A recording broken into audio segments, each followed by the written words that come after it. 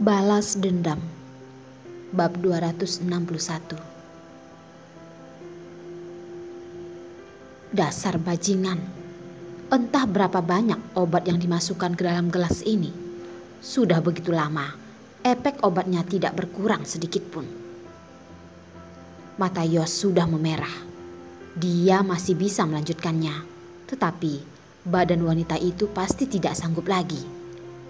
Meskipun sekarang obat itu yang membantunya, tunggu hingga esok hari, dia pasti akan terluka. Tetapi melihat wajah kecil yang dipengaruhi oleh obat itu, Yos tidak tega untuk menolak. Sebuah pantingan. Dia terbaring di atas ranjang, membiarkannya duduk di atas pinggangnya. Tidak perlu menghabiskan begitu banyak energi. Bentuk tubuh wanita yang menawan. Gerakan pinggangnya yang bergerak dengan lemah lembut membuat orang semakin tergiur. Dengan tenaga Yos yang kuat, mereka pun terus bertahan melakukannya hingga tengah malam. Hingga dini hari pukul 2-3, efek obat Darlin mulai berkurang. Akhirnya pun kembali tenang. Tidak bersuara, menutup mata.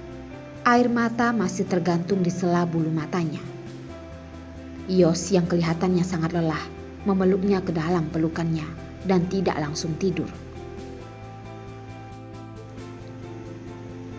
Handphone yang jatuh bergetar di lantai telah lama tidak diambil. Cahaya layar yang menusuk mata menyala dan mati, mati dan menyala. Terus berulang tidak mau menyerah. Terakhir diambil olehnya dan langsung dimatikan. Ringtone yang terus berbunyi itu pun tidak lagi berbunyi. Bibir Yos yang tipis meringkuk, pelan-pelan merangkak kembali ke atas ranjang, mengelus wanita yang kelelahan itu hingga tertidur. Malam ini ada yang tertidur dengan tenang, ada yang khawatir.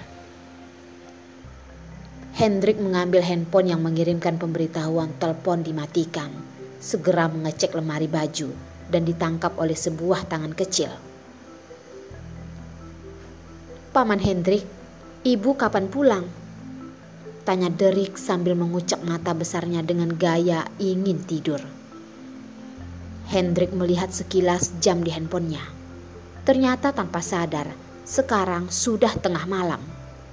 Derek masih mempertahankan semangatnya hingga sekarang. Tetapi teleponnya dimatikan seseorang. Dia tidak tahu apa maksud dari ini. Tetapi ini pasti bukan maksud yang bagus. "Ibumu akan segera kembali. Paman bawa Derek tidur dulu ya, bagaimana?" Dia boleh tidak tidur, tetapi Derek masih kecil. Tidak boleh bergadang. Derek sungguh ingin menunggu Darlin pulang, tetapi dia sangat mengantuk. "Paman Hendrik, aku bisa tunggu sebentar lagi." Hendrik tidak tega dan mengelus kepalanya, berkata dengan lembut. "Derek patuh ya, kamu pergi tidur dulu. Tunggu ibu pulang, nanti paman akan memanggilmu." Setelah Derek memikirkannya, dia pun mengangguk, lalu berkata, "Baiklah paman." Selesai bicara, dia bersin. Sepertinya ia sendiri sudah sangat mengantuk. Kulit matanya sudah mau menutup gorden. Seperti sedetik kemudian akan tertidur. Hendrik meletakkan handphonenya, memeluknya kembali ke lantai atas, membawanya hingga tertidur. Keesokan harinya, Darlin terbangun. Seluruh badannya tanpa terkecuali terasa nyeri. Dia mencoba bersuara. Tenggorokannya sangat kering, tidak bisa bersuara. Kedua kakinya kebas hingga tidak terasa. Begitu ia sedikit menggerakkan badannya, antara kakinya terasa rasa sakit sobekan. Tidak perlu dipikirkan lagi. Ini pasti sudah berdarah. Dia sekarang tidak ada bedanya dengan orang koma yang masih punya kesadaran. Sudah bangun? Suara pria yang berat dan serak terdengar di sisi telinganya. Darlin yang sudah membuka mata, lalu menutup mata kembali. Ini adalah mimpi buruk yang tidak akan bangun. Jika tidak, mengapa ia bisa mendengar suara Yos? Yos menatapi wanita yang menciut seperti kura-kura itu, berkata dengan tenang. Tidak usah berpura-pura lagi. Aku tahu kamu sudah bangun. Sebenarnya Darlin tidak keberatan jika dianggap dia sudah mati. Darlin mau tidak mau membuka matanya, menatapi badan besar yang duduk di atas sofa terus dan berkata dengan suara serak. Kenapa kamu masih di sini? Darlin begitu bersuara, dia tahu tenggorokannya betapa sakit. Mau menelan air ludah saja, merasa seperti melukai tenggorokan. Hal ini membuktikan dia kemarin berteriak separah apa sih? Obat. Yos menggoncangkan obat yang berada di tangannya, berkata dengan santai. Yos menunggunya di sini untuk memberinya obat, tetapi dia sendiri tidak tahu ia terluka di bagian mana. Setelah dipikirkan, wajahnya memerah. Pria bajingan ini ingin mengoleskan obat di bagian intimnya saat ia terbangun. Apakah dia sudah gila? Kemarin ia diobati oleh orang. Dia bisa menipu diri sendiri. Sekarang, di siang bolong seperti ini, sangat sadar. Tidak pantas berpura-pura bodoh. Darlin menolak secara langsung. Tidak perlu. Kamu pergi saja. Dia tidak lupa mereka berdua masih dalam tahap perang dingin. Dia tidak ingin banyak berhubungan dengan Yos. Hanya saja kedua matanya terus menatap badannya. Semangat dan kesegaran pria itu membuat dia sendiri kelihatan mengerikan dan kasihan. Mengapa setelah perang intim semalam membuatnya lelah seperti anjing mati, sedangkan ia hidup seperti naga harimau? Darlin setelah berpikir pun menjadi kesal. Pencipta makhluk hidup sungguh tidak adil.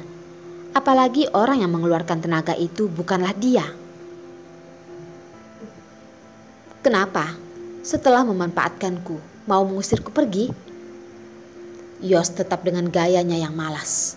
Tatapannya memindai lurus padanya. Darlin sedikit menggerakkan sudut bibirnya. Mengapa perkataan Yos seperti ada maksud di balik maksud?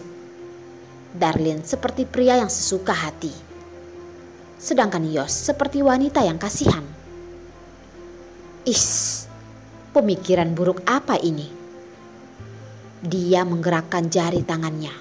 Ia merasa tubuhnya sudah dapat mengumpulkan energi. Hanya saja bagian pinggang dan paha seperti orang cacat.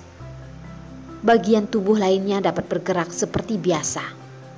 Ia memaksakan diri menangkap selimut.